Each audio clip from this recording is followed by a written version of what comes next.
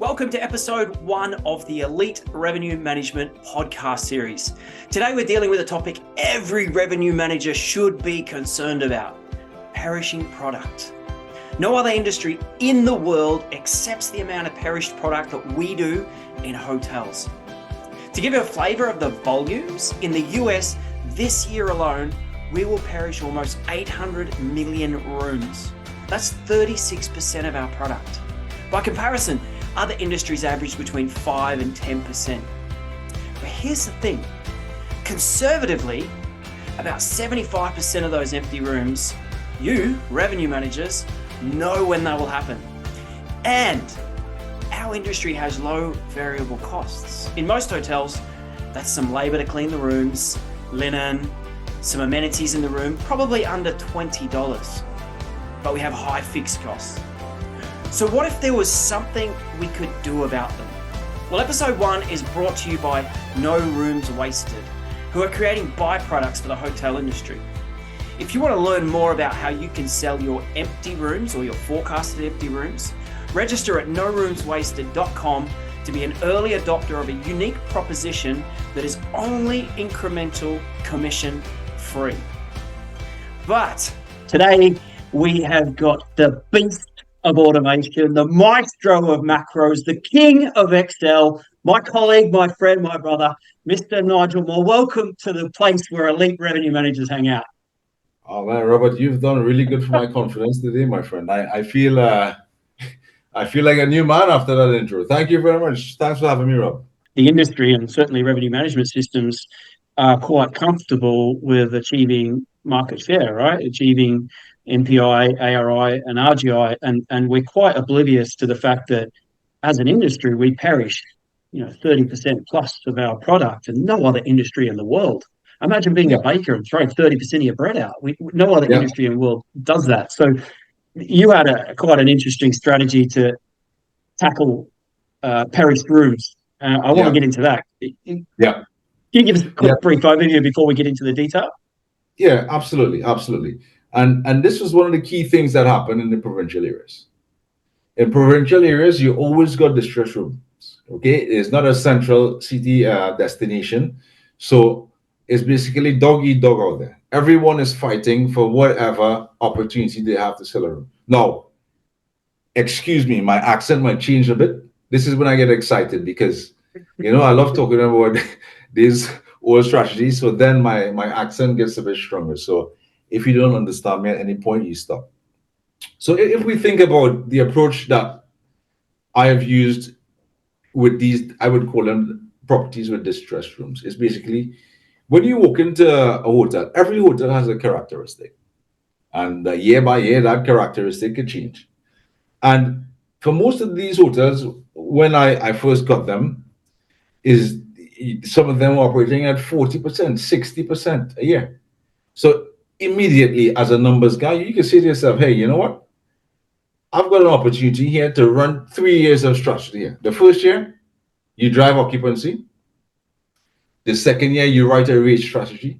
And the third year, you write a combination strategy that looks at RevPAR. Okay?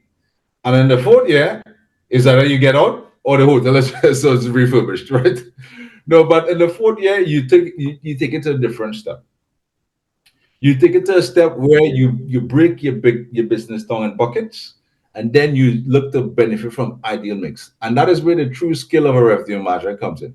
Ideal mix to benefit from contribution. But you could get to that point after you've exploited occupancy, average rate, and RevPAR. Okay? So let's stick to the occupancy calculation because that's going to be the first point. So if I walked into a chain and I saw that they're operating below 90%, or even below below 95%, for me, that's an opportunity already there. I could already see, hey, there's 5 points or 10 points or even 15 points of occupancy I could use to boost that RevPAR. Okay? Yeah. But some hotels are fixated on price integrity and selling extra rooms at a lower price, which that is how I would aim to sell those rooms, would be the strategy I would use. But a hotel should actually not just look at selling the rooms at an extra price, as a lower price. He should remove his concept of RevPAR and average rate and think about contribution. Meaning, Profit. if I sell those extra points, what ancillary revenue could I make from those guests? So this is how a revenue manager removes from himself some top line revenue into profit management for hotel. You're no longer looking at RevPAR, you're looking at the P&L. See, I think a lot of people talk that game, but the mere fact that hotels are comfortable to perish 30% plus of their bedrooms Yeah, probably demonstrates that we're not embodying it in full in a mindset and living it absolutely. 100%. It would never be looked at in a full mindset until we get away from looking at ARI, MPI, RGI, average rate RevPAR. These indexes are focused on top line revenue. Vanity. Yeah, they're vanity. No, the banks are interested in that. Now, what the bank doesn't know, you've driven a massive RGI number to the cost of your P&L, to the cost of your EBITDA. So for me, a revenue manager should be focused on profit rather than then satisfying these top line indexes. Yeah. Step one, focus on profit. And that's a For- that's a that's a bigger mindset shift than just a few words. It is an incomplete paradigm shift to yeah, say I'm no longer interested in ARI, MPI, RGI. I'm interested in the bottom line profit of the hotel. of course, and that actually broadens the skill of revenue management.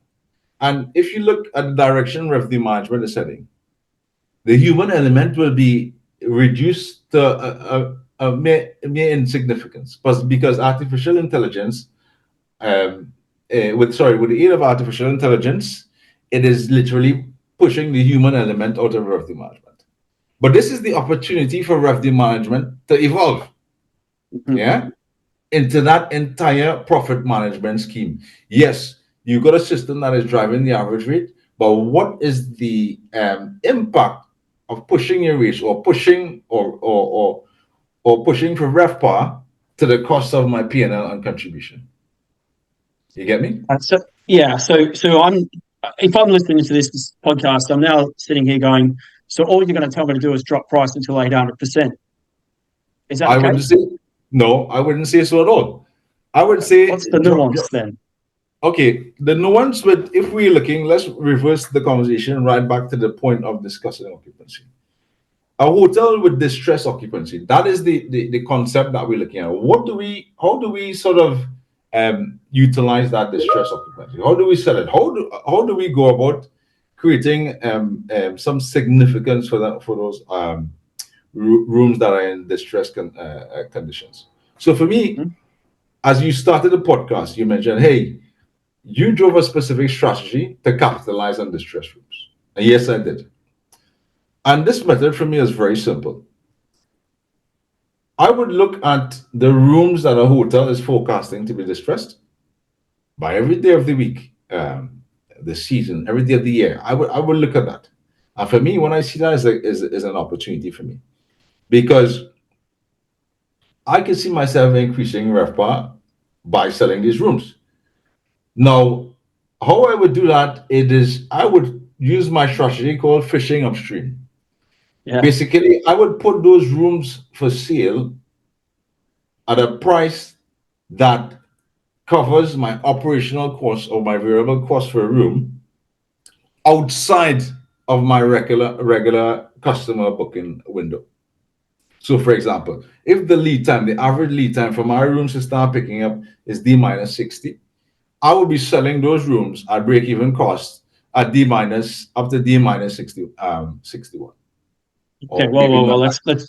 Let's unpack that for a second. So, outside a 60-day window before arrival, when you're normally not picking Yeah, up business, yeah, you'd yeah. sell it at cost. I would sell at break even cost. But obviously, Wow. not all of the Uh, uh, rooms. I will continue gradually increasing the price up, but nothing near to what I would sell in my regular rooms because so those let's rooms will be let's distressed. let's just go to the mindset here, because it's not just Yeah, the mindset of the revenue manager that has to change. It's the mindset of the company, the owners, the of general course. manager of the hotel. What reaction? Because I imagine they were very keen prices, right? So what Yeah. reaction did you get from the general managers of the hotels, who in those days were the kings? Oh man, but back then it was war. It was war. Yeah, Imagine me selling a hotel in South Bank for 90 years. All right. yeah, Back in the yeah, day, yeah. it was like war between myself and Jim. But what he doesn't realize, I am attracting foot traffic to the business for rooms that you would have never sold. I call them crickets in the bed because all you hear is crickets in those rooms, nothing.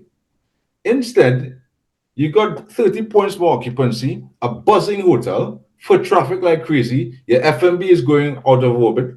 Your bar is buzzing at night. Actually, people are really incentivized to come into the bar because it is lively and active. And you create ancillary spend. This is an opportunity for a general manager, again, to focus on the P&L. So your rooms have gone up, okay?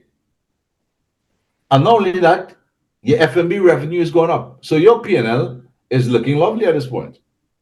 You said a couple of things there, right? You're gonna one you it's going to take a certain type of maturity, and I'm talking about a leadership maturity, to convince a general manager to come on board with this. Otherwise, as you say, it's going to be war, and that could end one of two ways. Yeah, and not just the general managers. I remember the time I had other colleagues managing hotels in South Bank. Okay, Yeah.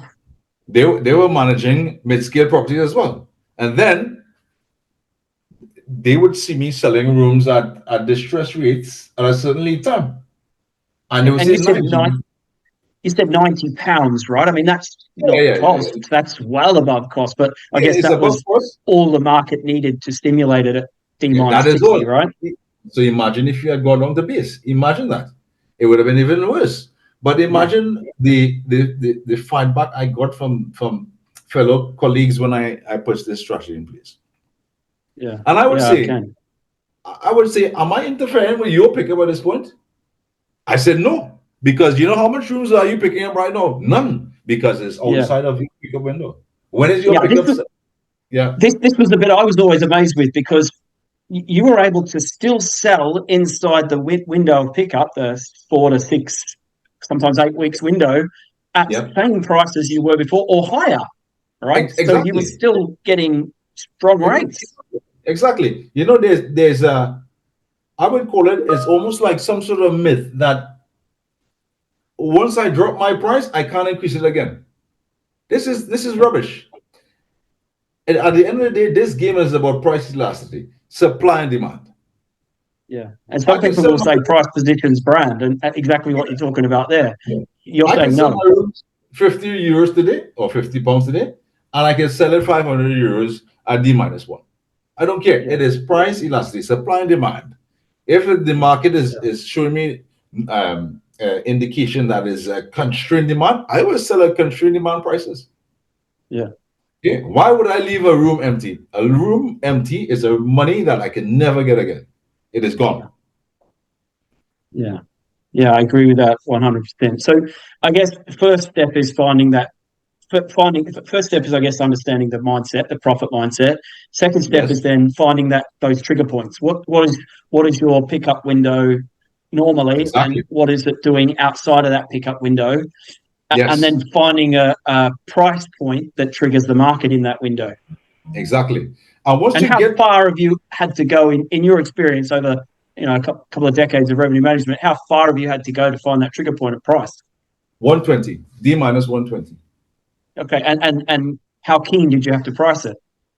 And I would say it depends on the region or the Yeah, or the whether it is provincial, central London. But in central London, South Bank in particular, at the time, this was about, let's say, approximately back in 2013, 2012, between 2012 and 2014, I would sell a room beyond D minus 20 at 90 euros.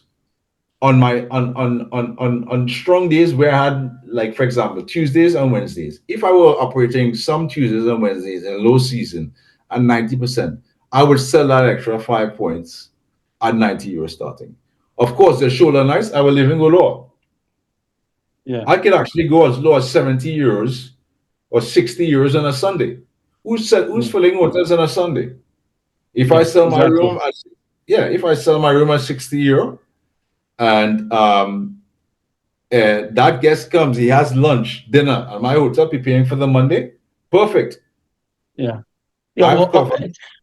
I'm Yeah, go interested ahead. to know how far, on a Sunday night, even at 70, I don't know if you filled it at that point, but how far would you go? How far could you go? I wouldn't go beyond the understand beyond the cost of operating the rooms because then it makes no sense for me. Correct. Because at the end of the day, although I spoke about ancillary revenue, it is not always guaranteed. Yeah. So I would like to actually cover at least the cost of operating the room before I do anything. Yeah. What about, I just want to go back a step to the Tuesday night. What if you got your forecast wrong? What if a group came along and you've now got 5% of your rooms filled at 70 euros or 90 euros, or something like that, where you Yeah. could have got 250, 300? Okay, but here's the key word that you mentioned: coming along. All right. Now, a group doesn't just come along. A group comes with the price you quote them. Okay. Uh-huh. And if I had forecasted 5.70 and I've got a revenue strategy for that day, the group will have to pay the price that I'm expecting to meet my targets on that day. Uh-huh. All right. So if I am looking for an average rate of 200 euros on that night, and I've already sold 5 points at 90, they will actually have to pay the price that I would have charged any transient guest. Okay. So at the end of the day, I will have a full hotel and still hit my targets with my 5 points occupancy. Yeah. Yeah. But then your competitor might pick those rooms up at 150 and you've got 5 points of your hotel filled at 70 and they've got group at 150 now and you've lost out. I guess there's always a risk of displacement at some point or another, right? Yes, but that would mean that I've got a dramatic change in focus. Now the thing is, you could focus on one Tuesday like that. I'm not looking at one Tuesday. I'm looking at 52 Tuesdays for the year. Yeah. Yeah. Yeah, while So I can over the look. course of the year, it's going to Yeah, be far more positive than it is. of Okay, you might course. take a hit here, Yeah, there, of but yeah, course. I'm not creating. I'm not going to put $1 million solution for a £1 problem. I'm writing a strategy for the year. yeah, yeah. Okay. All right. So assuming now you've got them coming through the door, you talked about food and beverage and ancillary. Yeah. What is it incumbent upon the revenue manager or the general manager or the operations team to then, milk uh, the wallet of that customer? Or what's the? It's a probably pretty bad phrase, isn't it? But Yeah, that's about, optimize the spend. let's call it enriching the guest stay. All right. It is up to the hotel, yes, to enrich the guest stay. Now, obviously, with strategies like this, you you tend to try to get these rooms sold directly. Okay, so when you get rooms at these rates selling directly, you've got ownership over the communications. All right. So I guess selling it, buying in that room, you have the opportunity to one incentivize that guest to spend further once he gets on site. Give him the discount incentives. All right, you got a room at 90 euros. Please be willing to try this at X% off. Okay, and most times at the bars, there were so many options for guests in South Bank London to go outside of the hotel and dine. Right, there's so many options for them with different, I would say, restaurants and bars. We needed to find opportunities to sort of have a higher capture ratio in our restaurants and bars. And this is a prime opportunity. You could have taken that 90 euros and packaged it further. You get me? So Yeah. the guests have been saying, hey, I'm getting a great bargain here. In the meantime, you are actually providing extra profits for the business by creating a higher capture ratio and lowering your wastage ratio in your F&B department. You're talking about pre-arrival uh, upselling, I guess. Yeah, upselling, Yeah. absolutely. So it is down to the operations team as well. You got to program your front office team, hey, or incentivize them to make sure that they upsell these guests upon arrival. They know Yeah. these Higher guests, room types. Yeah. Yeah. Even the pre-arrival emails. Yeah. You put this in these guest by rate plans, you communicate to them differently. And companies like Salesforce with their marketing suite allows you to tailor specific communications by rate plans to guests. You get Yeah. me? So there are Yeah. tools in the marketplace that actually helps you what, better capitalize from these guests that you sold distress rates.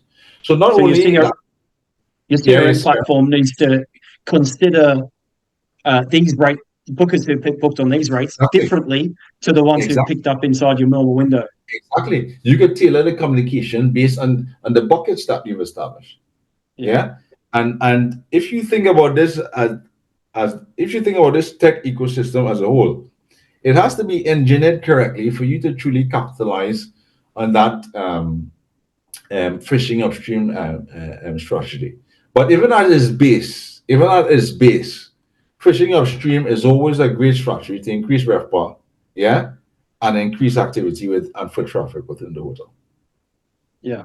I've just done a search on Chicago, and I've done a Sunday night in March next year, and the cheapest hotel I can find is still more than $200 for a mid scale up hotel, not a Yeah, hostel. But so why is it? Why is it that revenue managers? We're going back to step one here. That revenue yeah, managers aren't seeing this opportunity. Not a single hotel listed below $200 for a Sunday night in March next year. yeah. I would say again, this is what revenue managers think they should do. All right. Some of these revenue managers are not really thinking for themselves. They're not truly applying the numbers. You're not truly, if you were truly applying the numbers, you can never get back that night that you were considering. Imagine that was 100 euros. You would say, Yeah, hey, you know what? you're You know going to what? get all the business that's booking this far out. Yeah, but you know what? At 200, you completely bypass that reservation. In the meantime, you're forecasting selling that room 5 point that hotel 5 points empty. That is a prime example of fishing upstream. You were looking to book a room upstream. Yeah. So let Yeah, me play devil's advocate here. Now I yeah, get a group inquiry, and it's a group that's willing to pay 200 or 300. They look yeah. online and they say you sell it for $100. Why would I book there? Why would I That pay is, 200 when you sell at 100? I'm not now you jumping into ideal mix. Now the thing is, was groups a part of my focus? Am I a transient hotel focus, a corporate hotel focus? It depends on the ideal mix of the hotel. Yeah. Yeah, So you yeah, will apply all of these concepts before you do something like that. Now the scenario that I'm looking at, we applied it one to Southbank hotels where your corporate demand is super strong, and let's say leisure reservations is something of side profits, and that's reality. London is driven by corporate demand. yeah. Yeah. And I Um. guess you could say, well, actually, that could stimulate a group inquiry to your hotel because they see that you're the most keenly priced, and actually, that could form part of your base. Yeah. Now the thing is the other thing with the groups. Now a group can be coming in at 20 or 30. Now the group person saw me selling rooms at 90. How many rooms were I selling at 90? It wouldn't be 20. It Yeah, could have been five. yeah. Yeah, So it's highly fenced, and how do you fence it? I guess, or put a parameter around it to protect it from being of abused. course, of course, there's an allotment on that price. Right. There's an allotment on that price and that lead time. And that's why I said to you, when we look at the initial way I started revenue management, three price point changes triggered by two things: length of lead time and occupancy. So once I got to that occupancy that I would sell that distress rate, I call it fishing upstream. Of course, the pricing immediately changed. So if a group displacement calculation was in place there, yeah, I would consider the fishing upstream rate. But if he wants more than the five that I have available, he will come. You will have to pay an average rate that accommodates both the low pricing and the regular pricing. I should say politically correct as well. He, she, or they. Right. Yeah, that's correct. Sorry, my bad. I was just referring to myself, right? So there has to be some level of protection, I guess. When you're putting keenly priced rates out, even outside the booking window, there's It still must be some level of protection there. allotments and lead time. It must stop because you don't want to infringe in your regular pickup time because that is when you start losing revenue. You keep that rate open too long, you lose money because your regular guests are going to start booking pretty soon. So you want to make sure that you stop selling that rate in a respectable time frame before your average pickup starts with your regular lead time. And just playing devil's advocate again, what do you say to a revenue manager who says, "Hey, my owner just would simply not stand for that. That's just not," or my general manager or whoever's driving Yeah. the function. What would you say to them? Yeah, I've been faced with that many times. And the way I dealt with that is this financial modeling. And I said to him, hey, what do you have to lose? What do you have to lose really? Look at if we sell these rooms at a lower rate, look at your RevPAR. A revenue manager must be able to do financial modeling, meaning running the scenarios, if then else. Okay? Imagine you show your general manager, hey, if we sell these extra rooms that we weren't going to sell at this price, this is the outcome. Okay? And you clearly say to him, hey, this this process, I mean, it's not risk free, but the risk is very low because we're selling rooms that we would have never sold. But you can't show them for 1 or 2 days. You need to run a scenario, as you were mentioning before. You got to run that scenario for the year. Show him if we run this strategy this year, this is the outcome that we can have. Because if you do 1 or 2 days, you can't really see the impact, and those 1 or 2 days are not guaranteed. So showing him a full year's strategy on selling distressed rooms outside of his lead time, calculated, will actually be a motivational factor for him to push forward that strategy. Yeah, yeah. All right. Look, hey man, this has been an interesting discussion. I'm sure it's going to spark a little bit of debate because people are going to have their reasons not to do this or why it won't work or Hey, the that's my devil's territory. advocate. I'm always in debate with someone, but hopefully it's No, good no, debate. no. All right. Hey, listen, I really appreciate you coming on and sharing your wisdom and Yeah. you'll always be the king of Excel to me, bro. Appreciate it, huh? All right, my friends. Anytime.